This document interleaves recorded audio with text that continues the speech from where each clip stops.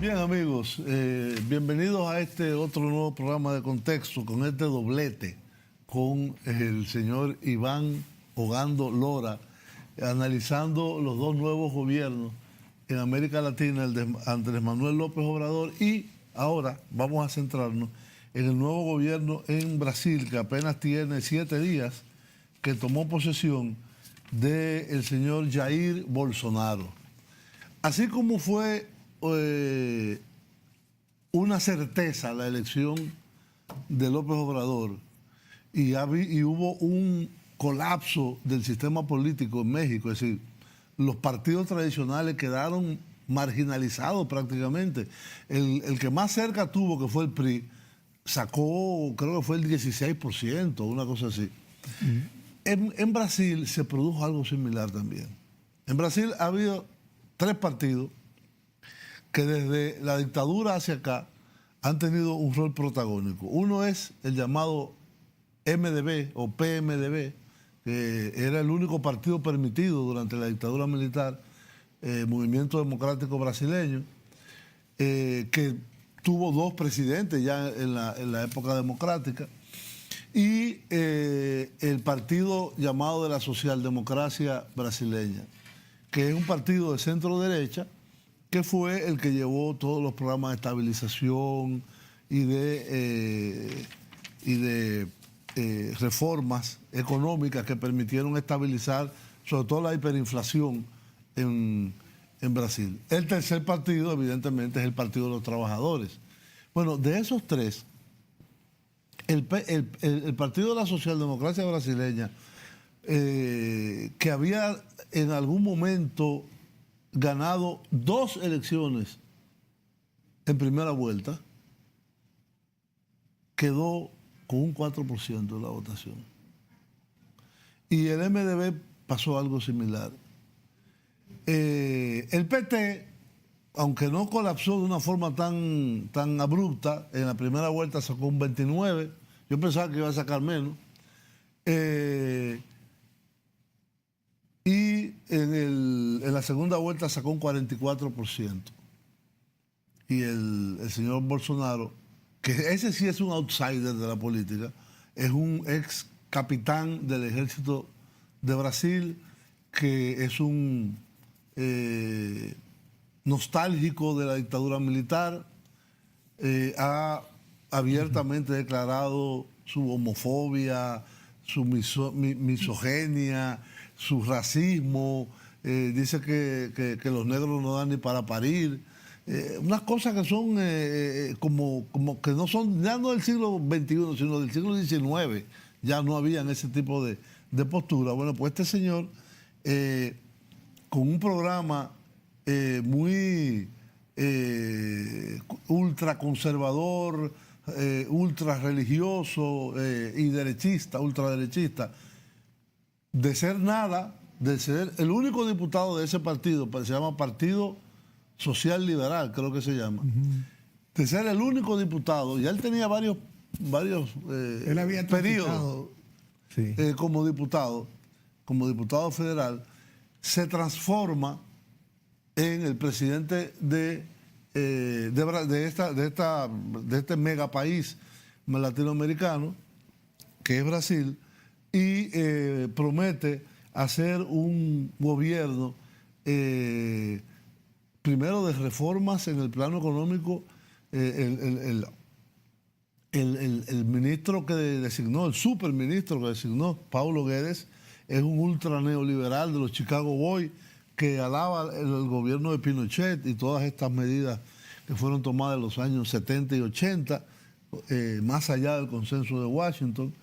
En el plano de los problemas de la seguridad interna, plantea armar a la población y permitirle abatir legalmente a la policía y a las fuerzas de seguridad, a la delincuencia, a los delincuentes.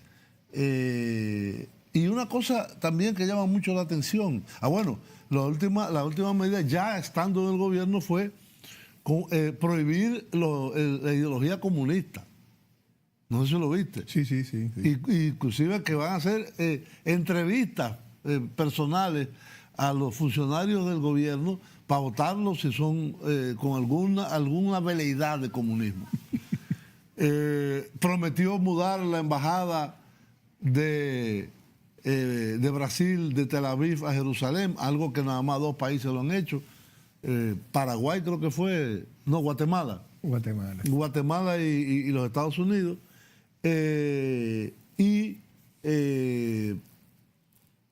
Promete poner la tortilla boca abajo. Inclusive él se ha propuesto hacer desaparecer al PT. Hay gente inclusive que habla de la integridad física del presidente Lula, que está preso, que podría correr peligro. Hay mucha gente que dice también que una cosa es ladrar en una campaña y otra es ya ejercer como presidente. Pero llama mucho la atención que el ministro de Justicia e Interior, que él ha nombrado, ha sido al juez que persiguió y condenó a Luis Ignacio Lula da Silva sin prueba. Sí. ¿Qué te parece esta situación en Brasil? Bueno, obviamente Bolsonaro es un outsider del establishment, pero no un outsider de la política brasileña. No. Porque tenía 18 años siendo un oscuro único diputado. Y donde en esos 18 años transitó por varios partidos, básicamente, y encontró una base, sobre todo en la defensa de los derechos de los militares, de las mejoras de vida de los militares, y eventualmente también se unió a los sectores religiosos extremas, evangélicos y eso, y ahí encontró un caldo de cultivo para construir su base. Obviamente Bolsonaro, a principios de año, yo recuerdo que hacíamos un análisis sobre las diferentes elecciones que se visualizaban en el 2018, y siendo Brasil la última, Bolsonaro ocupaba un tercer lugar lejano. Obviamente hubo toda una serie de acontecimientos que creó la base y el contexto y las circunstancias para la elección de Bolsonaro, que también es el resultado de la desafección de grandes masas con respecto a la política tradicional. Del PT. Pero también a los otros partidos. Sí, no, cuando te digo la política tradicional, o sea, de todos los partidos. Entonces, Bolsonaro es una especie de un efecto sísmico, si se quiere, a todo lo que es la estructura política tradicional brasileña y los viejos líderes, etcétera, etcétera. Entonces, surge precisamente porque en un contexto donde hay una de las peores crisis económicas que Brasil ha atravesado durante su vida, su joven vida democrática, si se quiere. Sí. Después, sobre todo, y esto hay que, para ponerlo bien en contexto, Julio, de que Brasil durante la primera década del siglo XXI fue una de las economías que más creció y que más incorporó pobres a una, acuérdate que sacó del modelo, incorporó a una clase media y se hablaba del gran modelo brasileño. Obviamente esto se dio en un contexto donde los precios de los commodities, la demanda china y todo esto arrastró a Brasil, y los gobiernos de Lula da Silva y el primer gobierno de Dilma Rousseff implementaron políticas sociales inclusivas, agresivas, que dieron obviamente resultados muy positivos en términos de integrar toda una serie de sectores marginados de la vida brasileña. Entonces, sacar de la pobreza a través de programas de subsidios, que aquí en República Dominicana incluso se adaptaron algunos de esos programas. Entonces, la crisis económica se hizo una especie de tormenta perfecta, si se quiere, en el contexto político brasileño, que permitió la elección de Bolsonaro. La crisis económica, a partir del 2013, la crisis política y donde real y efectivamente, si bien yo creo que el proceso de judicialización del presidente Lula da Silva y también el impeachment de Dilma obviamente fueron eminentemente políticos. Lo de Dilma Rousseff fue un golpe de Estado constitucional, si se quiere, básicamente, porque al fin y al cabo ni a Lula ni a Dilma le han probado hasta ahora enriquecimiento. Bueno, ahora, lo que sí es cierto es que el PT tenía una estructura de corrupción muy permisiva.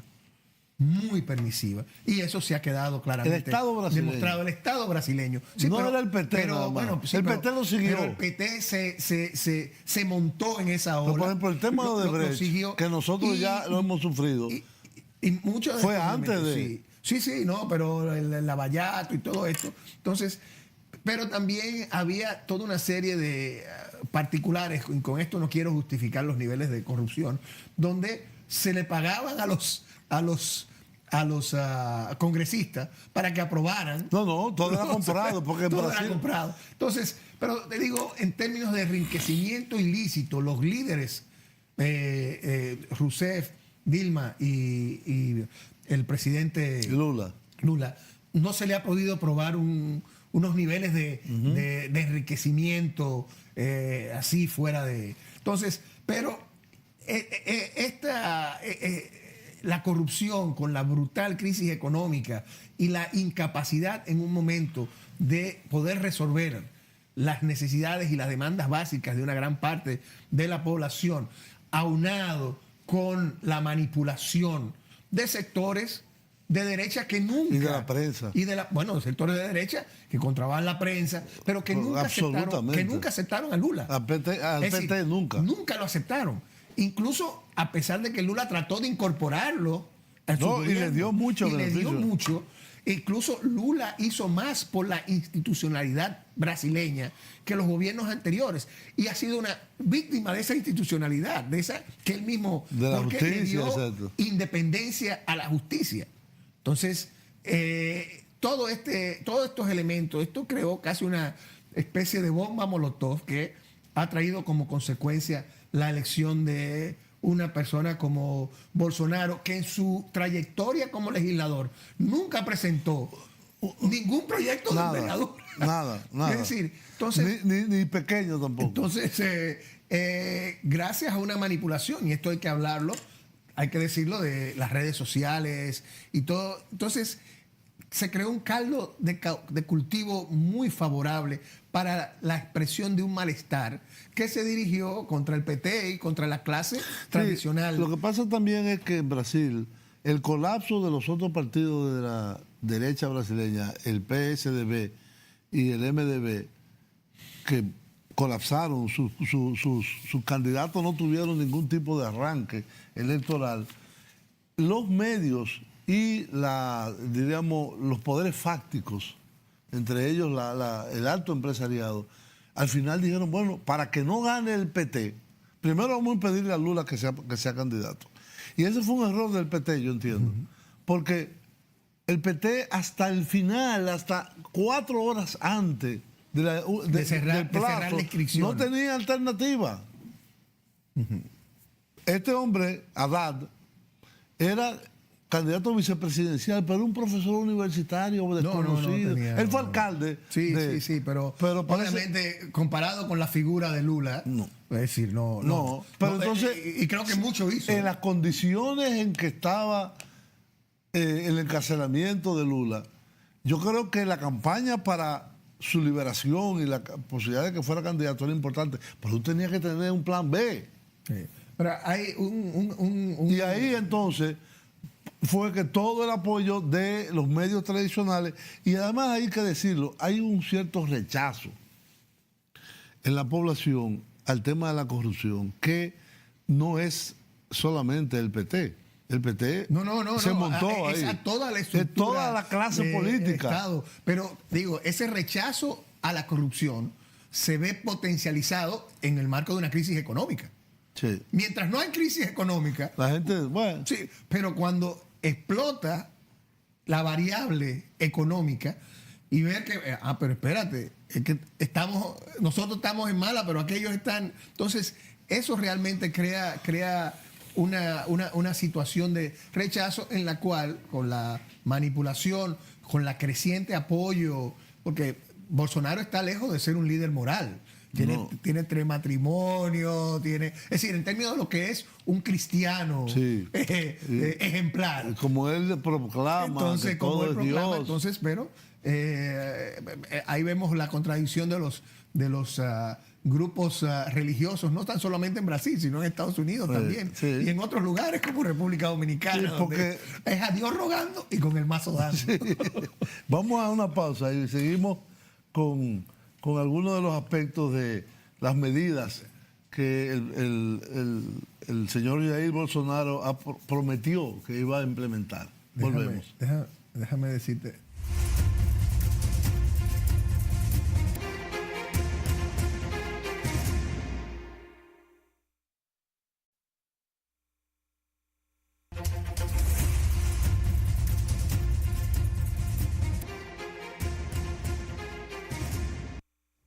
El primer mensaje del recién investido presidente de Brasil, Jair Bolsonaro, fue dirigido a su homólogo estadounidense. Le agradeció el apoyo a Donald Trump.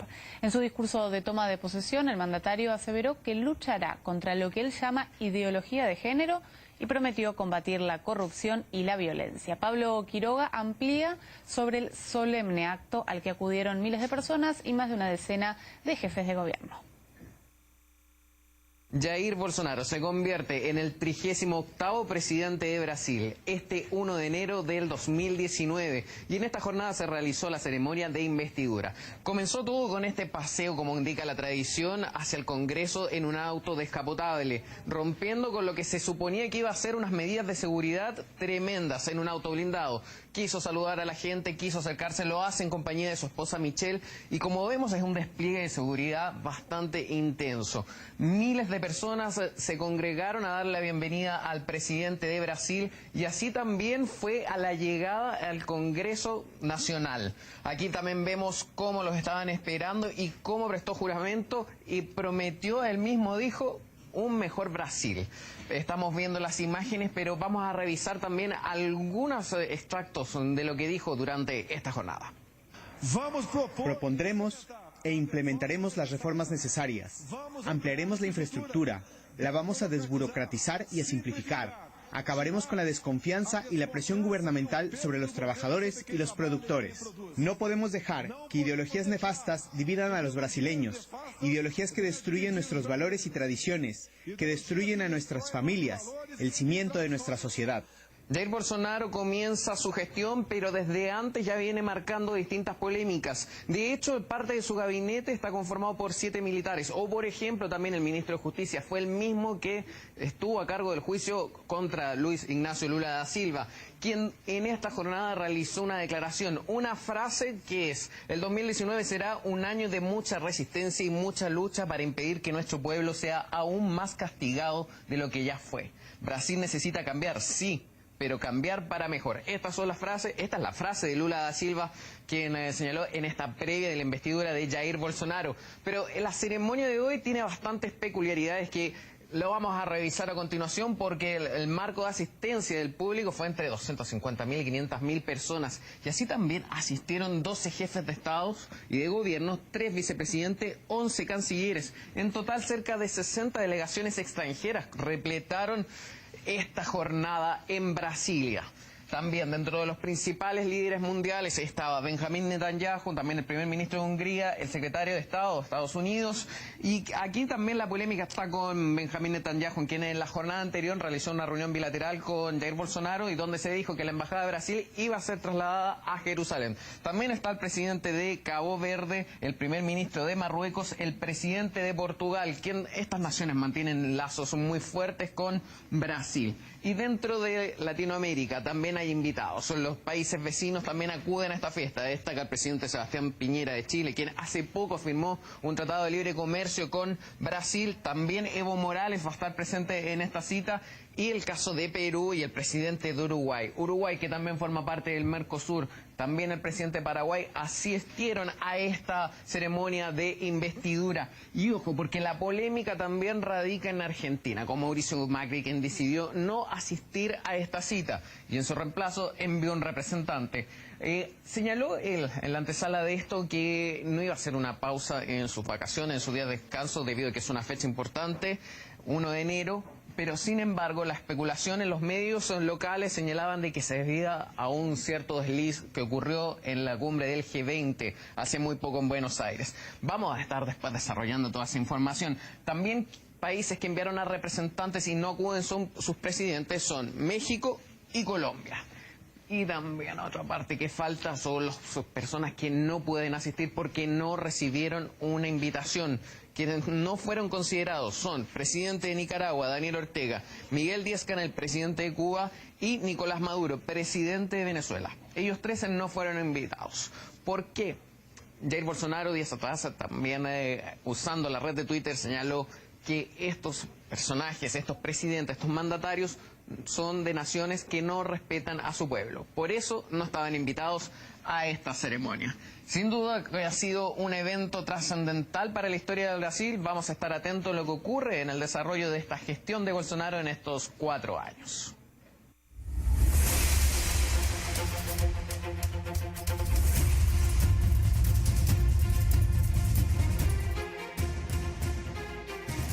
Bien, amigos, ahí veíamos el acto de toma de posesión, inclusive ya desde ese primer momento la polémica de no invitar, no digamos el caso de Maduro, que hay un cuestionamiento sobre su elección o no, sino el presidente de Cuba o el presidente de Nicaragua. Es decir, donde hay una crisis política, entonces tú no invitas a la gente. Los estados no están por encima de su representación política. Entonces sí está Víctor Orbán, un neofascista,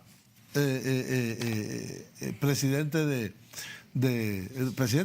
primer ministro de Hungría. Estaba el ministro de Interior, que no lo dijeron ahí, de Italia. ¿Cómo que se llama? Que es vicepresidente del Consejo también. Y Netanyahu. Con Netanyahu tuvo una bilateral donde Netanyahu dijo que la mudanza de la embajada era un hecho. No era si se iba a mudar o no, sino que era una cuestión de cuándo. Sí. O sea, que ya eso estaba, lo cual es obviamente sumarse a la iniciativa norteamericana que ya... Bueno, inclusive se ha hablado de una base militar. Sí. Entonces, de que el gobierno de Brasil...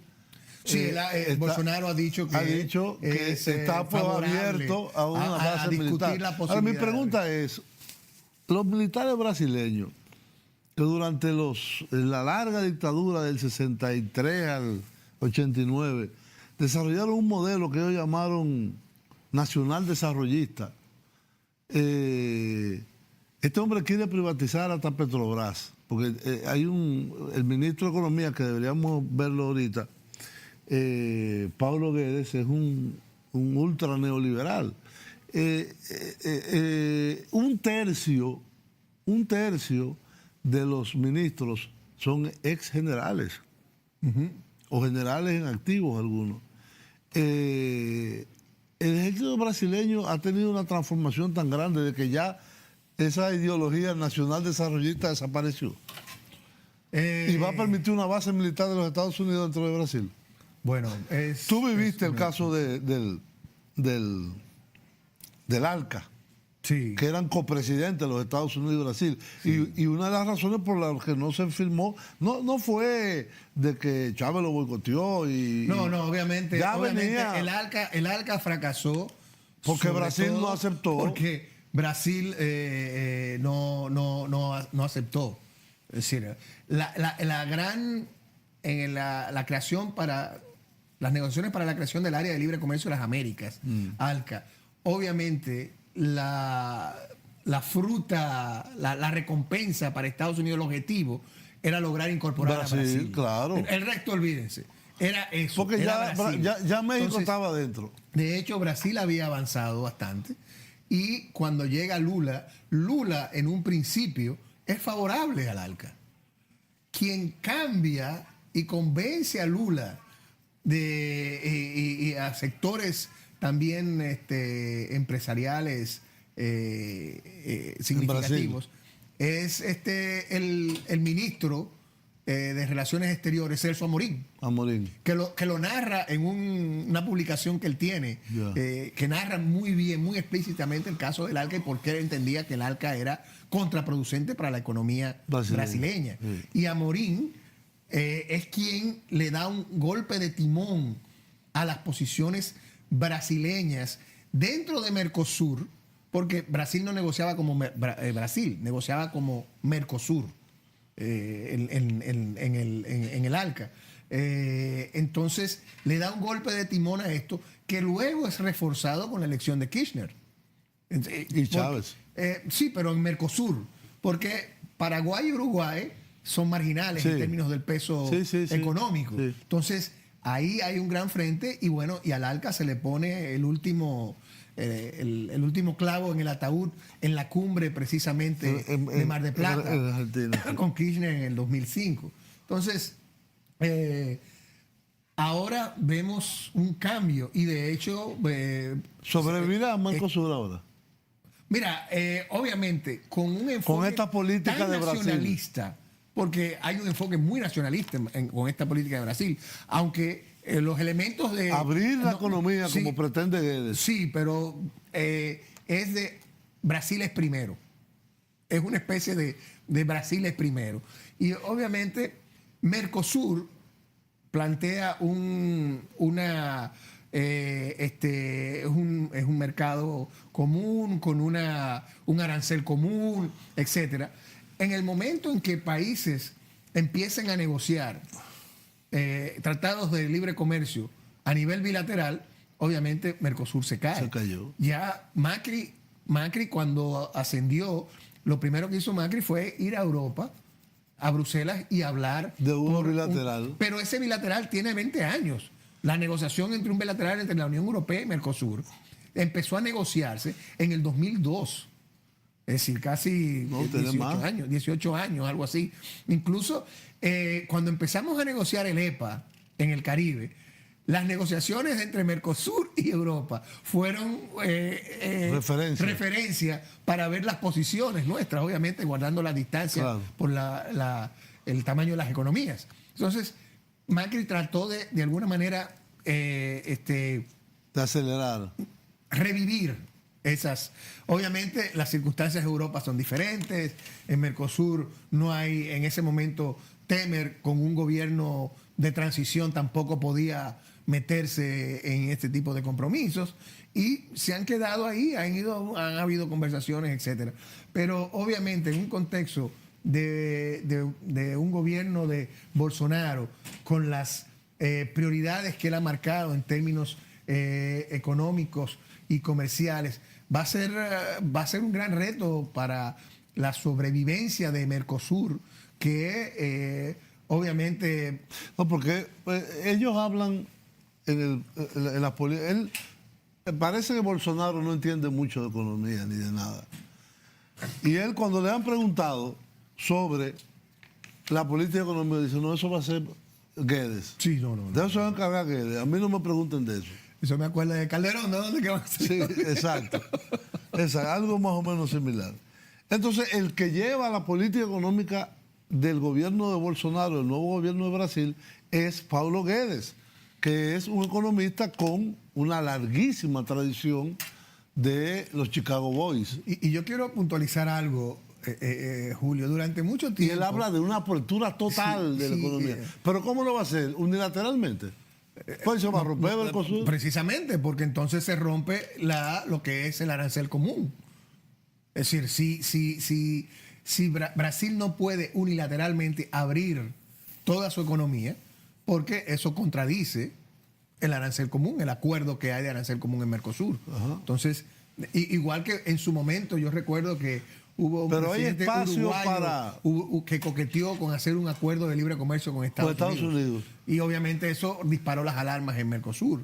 Entonces, cuando usted entra en un proceso de integración, hay una cesión de soberanía relativa en términos de las discusiones y de tu política de comercio exterior, en términos de fijar aranceles y todo eso. Entonces, son elementos que, si eso se quiere revertir y Bolsonaro se va por una economía abierta y todo ese tipo de cosas, obviamente va a ser un reto difícil para Mercosur, que, dicho sea de paso, bueno, no ha progresado en la manera y ni ha reportado los beneficios esperados de un proceso por de ejemplo, integración. la industria automotriz no está integrada. Entonces, no, y los aranceles no entre ha avanzado. Es decir, realmente hay muchísimas excepciones entre Uruguay y Paraguay, que son las economías más pequeñas, obviamente, que propugnan por ciertas asimetrías, porque son obviamente arropadas por el poder económico de las dos grandes. Entonces, Uruguay tiene Mercosur 3 millones. Pero más que Mercosur, tanto como Mercosur, está el aspecto también de los BRICS, donde Brasil, obviamente, y Argentina. jugó, Brasil jugó un papel de mucha relevancia en la creación. Pero ahí no hay un compromiso vinculante, no lo hay. Es político. Además, es político y estamos hablando de países muy diferentes. Sí. Rusia, India, China y Sudáfrica. Y Brasil. Son países muy diferentes. Sí. Hay una unidad de criterio político, si se quiere, Sí. como países... economías emergentes, si se quiere. Ese es el común denominador. Yo no diría que China es una economía emergente. Pues sí, pero es un común denominador muy precario, si se quiere. Entonces, hay serios cuestionamientos con respecto al BRICS, aunque Bolsonaro ya ha dicho que la próxima cumbre de los BRICS va a ser en Brasil, precisamente ahora en el 2019. Entonces, estaría por verse cuál va a ser, él habiendo enarbolado esta alianza con Trump. Los BRICS son la antítesis de esto. Porque pero acaba de la declaración sobre la base militar en los Estados, en México, de los Estados Unidos, la apertura para esto fue en el primer Consejo de Ministros que hubo. Sí. Y una de las razones que él aludió fue la creciente influencia de Rusia militar en la región, sobre todo en la zona del Caribe. Sí. Entonces, si tú eres socio en los BRICS, ¿cómo tú vas a recibir a Putin en Brasil? Y a China. Y a China. Es decir, entonces, eso plantea algunos retos. Y obviamente el canciller, el nuevo canciller brasileño, también coincide mucho con Bolsonaro en su discurso. Es de las personas que dicen que toda esta teoría del cambio climático que es un invento de los países. Bueno, ya autorizaron a abrir explotaciones, ya la autorizaron en la Amazonía. No tan solo eso, también hay elementos de la Secretaría de Trabajo.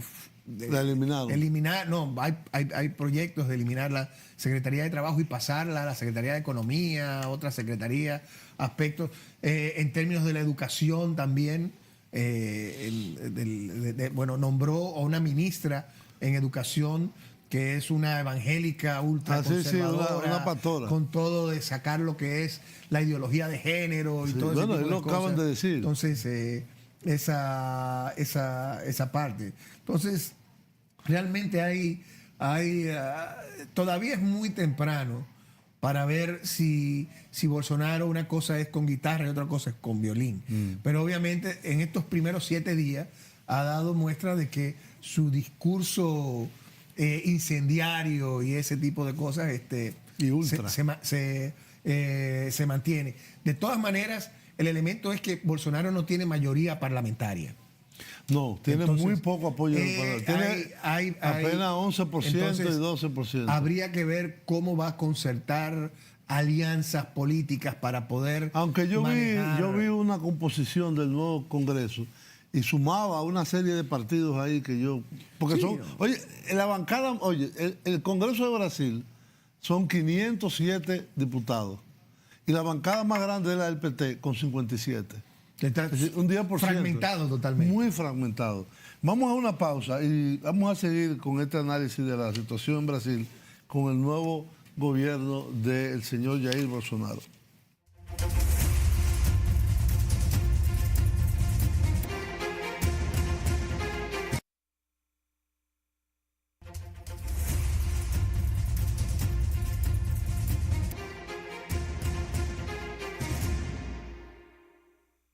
En Brasil todos hablan de los candidatos presidenciales, pero también de Paulo Guedes, asesor económico del ultraderechista Jair Bolsonaro y quien muy probablemente manejará la economía de ese país por los próximos 4 años.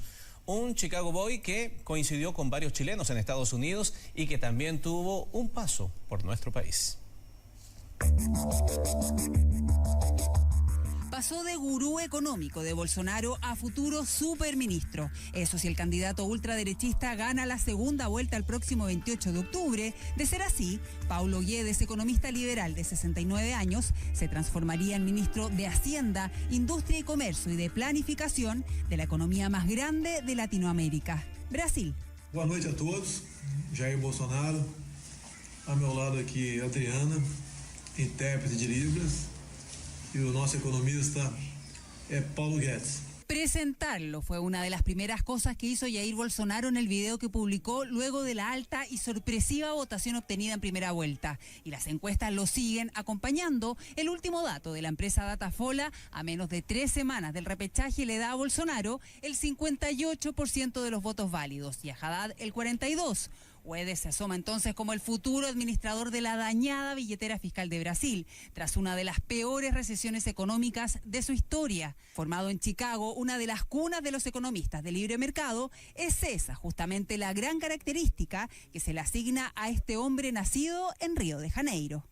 Paulo Guedes, que es el superministro de Hacienda, él es un súper liberal, por él privatizaría Petrobras, privatizaría todo. Lo que en Chile, en Brasil, Petrobras equivale a privatizar Codelco en Chile, para tener una idea. Una de las razones para que inmediatamente después del triunfo en primera vuelta de Bolsonaro, la bolsa de Brasil subiera 6 puntos. El programa en principio lo que está diciendo es que va a privatizar y va a generar un sistema de pensiones donde va a comprar acciones de las empresas privatizadas. Naturalmente las acciones suben, pero yo creo que eso es una lectura, insisto, superficial, porque va a ser muy difícil que pueda pasar las leyes con ese programa. Eso por la falta de apoyo que probablemente tendría Bolsonaro en el Parlamento. Este Chicago Boy coincidió con varios chilenos en su paso por Estados Unidos a fines de los 70. Ahí muchos chilenos lo conocimos, no éramos amigos, pero estábamos en el curso. Pero es un muy buen economista. Era bastante conocido porque había muy pocos brasileños. La mayoría éramos mexicanos, chilenos, no había tantos brasileños, entonces era como el único. Pero así, era muy estudioso, era Mateo. No sería su único vínculo con nuestro país, ya que acá hizo clases y dictó seminarios en los 80. Economista que no ha estado ajeno a la polémica, la última, una investigación que abrió el Ministerio Público Federal por sospechas de fraude con fondos de pensión de empresas estatales. Es el otro protagonista de estas elecciones en Brasil, al que incluso los candidatos dedican minutos en sus entrevistas. Ninguém hoje em dia quer empregar ninguém. Ninguém quer investir. O cara quer investir no Brasil para produzir o quê? Para vender para quem? Nós chegamos nesse ponto e ele negocia com o mercado. Posso te assegurar é que no Ministério da Fazenda do meu governo não será um banqueiro. Não será um banqueiro que vai ocupar o Ministério da Fazenda. Então não tem Paulo Guedes, não tem banqueiro no Ministério da Fazenda. En pocos días más sabremos si este Chicago Boy se convierte o no en el superministro de un probable gobierno que ya genera controversia. Por ahora, Paulo Guedes sigue siendo el hombre clave de Bolsonaro.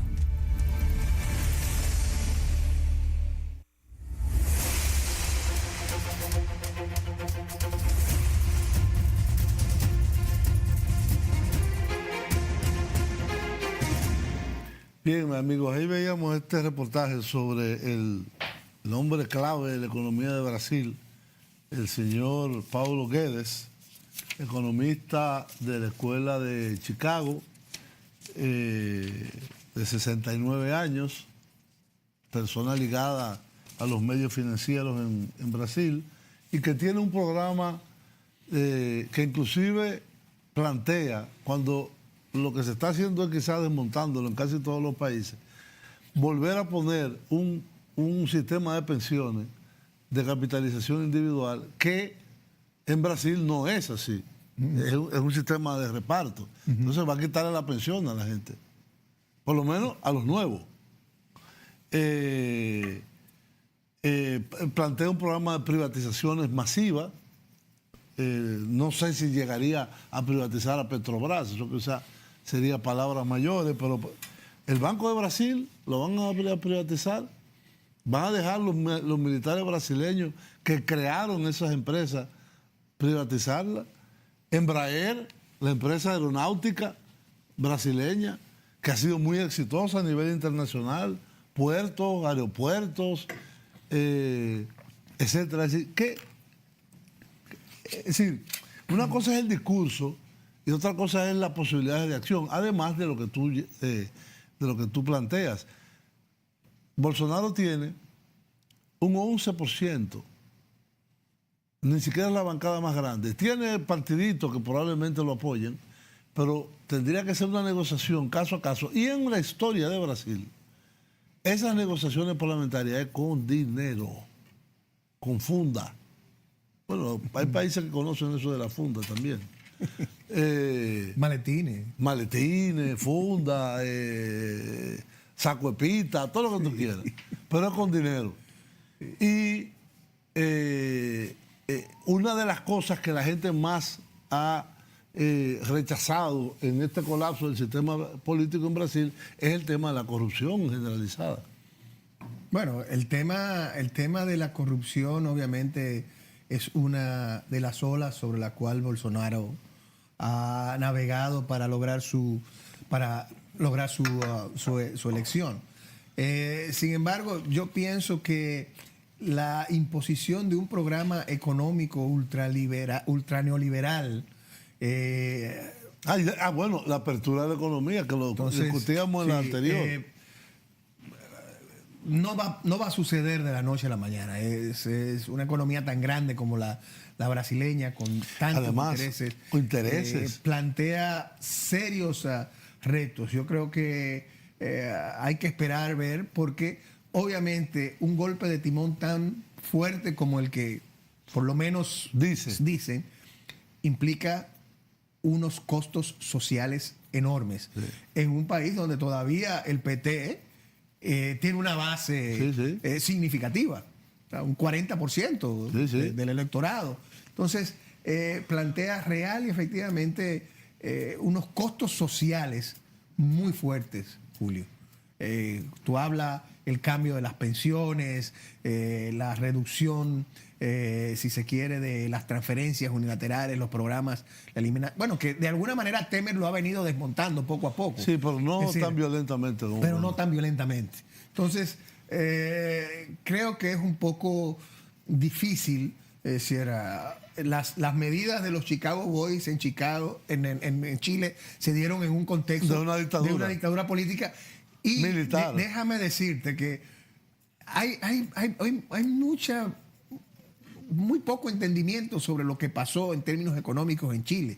Las propuestas neoliberales en Chile causaron fuertes crisis económicas. Claro. Y no es hasta inicios de 1990 que la economía chilena empieza a crecer.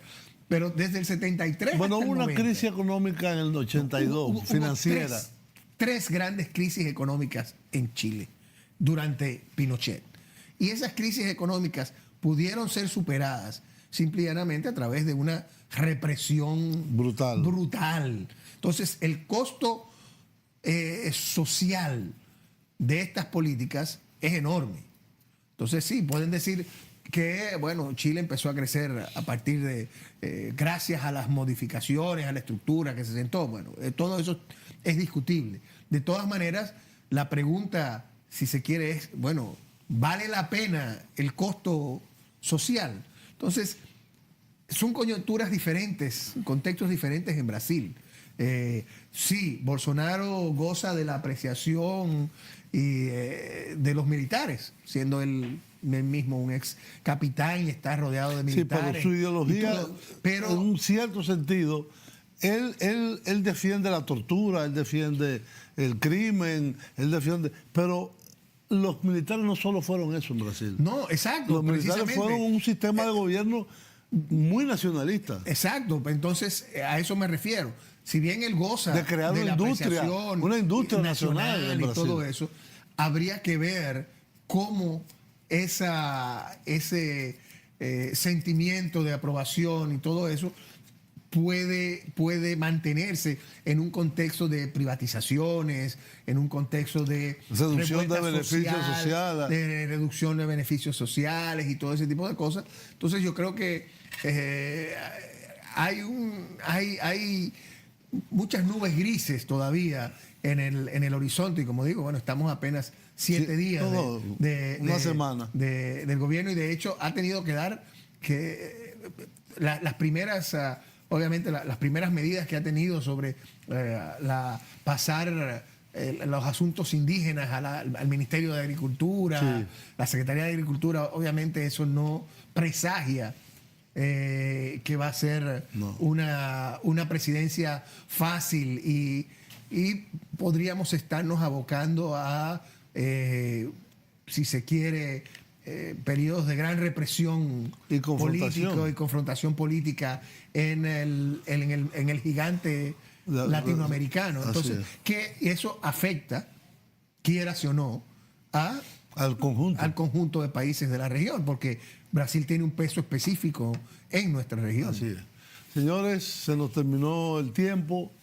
Hubiéramos también tenido que agotar otro programa sobre los temas de Brasil, pero así es el tiempo en televisión. Gracias, Iván. Será en otra ocasión que volveremos a estos análisis tan sesudos sobre la realidad. Espero con la participación de Mónica. Con Mónica, sí. Sobre la realidad regional y sobre la realidad local dominicana también. Perfecto. Gracias a ti, Julio. Bien.